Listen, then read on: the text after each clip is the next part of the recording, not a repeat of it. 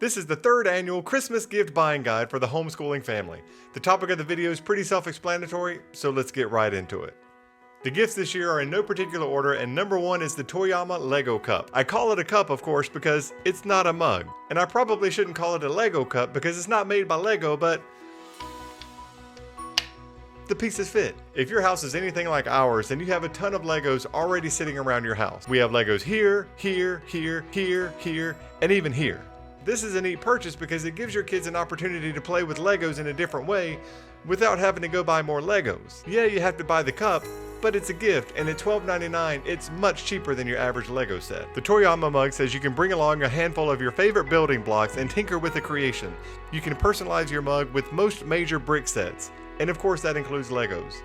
Now the Toyama Lego Cup is obviously a little bit more on the fun side on our fun versus educational scale, but it could easily fill the need for a small gift or a stocking stuffer for your kids who are really into Legos. Or even the adult in your life that likes Legos. I'm not going to say I spent an entire week of my life building a giant Lego globe with my son, but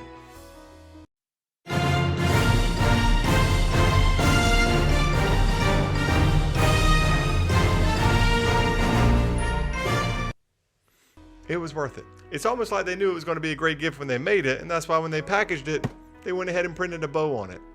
Clever. And I know firsthand that this makes a great gift because this was actually given to us. So the family that gave it to us, and you know who you are, thank you. Before we move on, as a side note, all of the products that we've included on the video will have Amazon links below. So if you're interested in purchasing a product, you can go to Amazon to buy it, or you can find additional information and reviews about the product before you buy. Our number 2 product on the list is the Sabac playing card set. This is a really fun card game that can get your young kids learning about math concepts without even knowing it. It comes with 2 dice and a set of playing cards. Basically, it is a game that requires you to add and subtract, and through a series of rounds where you pick up and put down cards, you bet that your hand is closer to 0 than your competitors. If you're a Star Wars fan, this game may be familiar.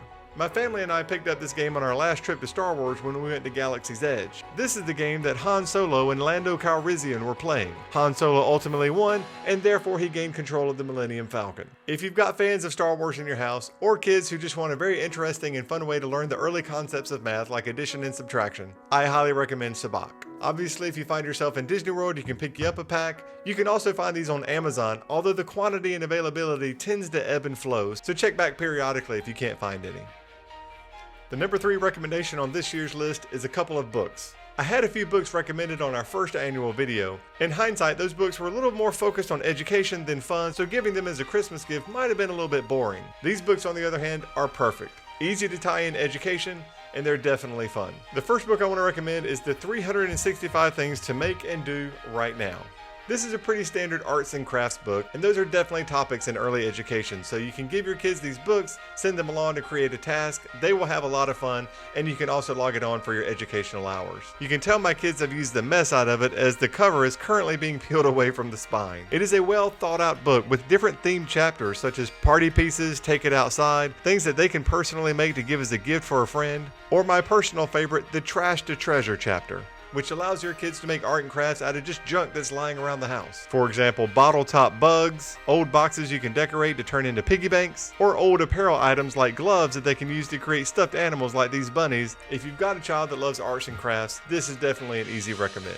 The second book that I want to recommend is the Wizard's Workshop book. A few months ago, we did a dedicated video about this book and some of the experiments that come with it. Not only do my kids love it, but you can see our dog kind of loved it a little too much too. Getting back to this book, what's great about it is it turns everyday household chemistry and provides you with the experiments that kind of have a wizarding theme to them. For example, you'll be using things like lemon juice and they call it fire fluid, or borax is octopus powder, red food coloring is dragon blood, and you can use those ingredients to do really neat experiments in your house. Our next video that's coming up on the channel is also going to be revisiting these books and some of the crazy cool chemistry you can do, like making green fire. So if you haven't subscribed, be sure and subscribe so you don't miss that, and if you're interested in chemistry and ways to make it fun, the Wizarding Workshop book is a no-brainer.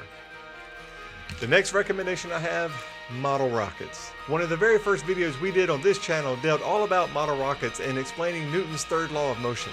And I encourage you to not go back and watch that video because I just did and it was terrible. I have no idea why I thought it would be a good idea to start the video with me juggling.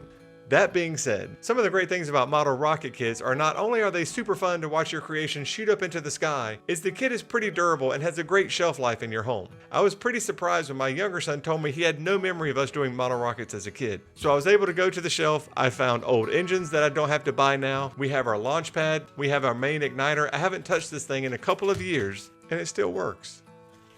I bring that up because if you have kids of multiple ages, these kits are very durable.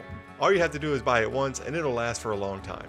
We're down to 2 final recommendations, and my next to last recommendation is the Nintendo Switch. This may seem like a dated gift recommendation being that it's been out for a couple of years now, and you might be reluctant to buy one thinking there may be something new on the horizon.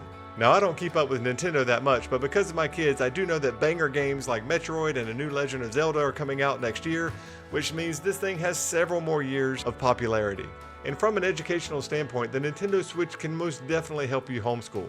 From the video we did earlier in the year, you can clearly see numerous games dealing with geography, mathematics, zoology, and many other educational topics that can easily justify purchasing a Switch if your kids have been begging for one for a while. This is the original Switch that came out many years ago. Not too long ago, they came out with the Nintendo Switch Lite, and just last year they came out with an upgraded one that apparently has a fancier screen to it. So if your kids had a Nintendo Switch and they broke it, or the battery is starting to crap out on it, it's still a pretty good investment if they've been asking for a new one, or if they're looking to get their first one.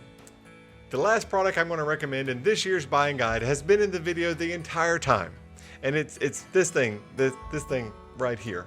It's a Celestron telescope. Telescopes come in all shapes and sizes and price ranges. This Celestron telescope that we reviewed earlier in the year, I believe, is the perfect compromise for newcomers to the astronomy world. My family and I have used this telescope this year to see the moon, Jupiter, Saturn, and much more. And I truly can't put into words that when you see the rings of Saturn with your own eyes in your own backyard, it is really a magical experience. I realize I may be geeking out on that, but every time we pull it out and look up at the stars, it's amazing. Like the Nintendo Switch, we did a dedicated video to this earlier in the year.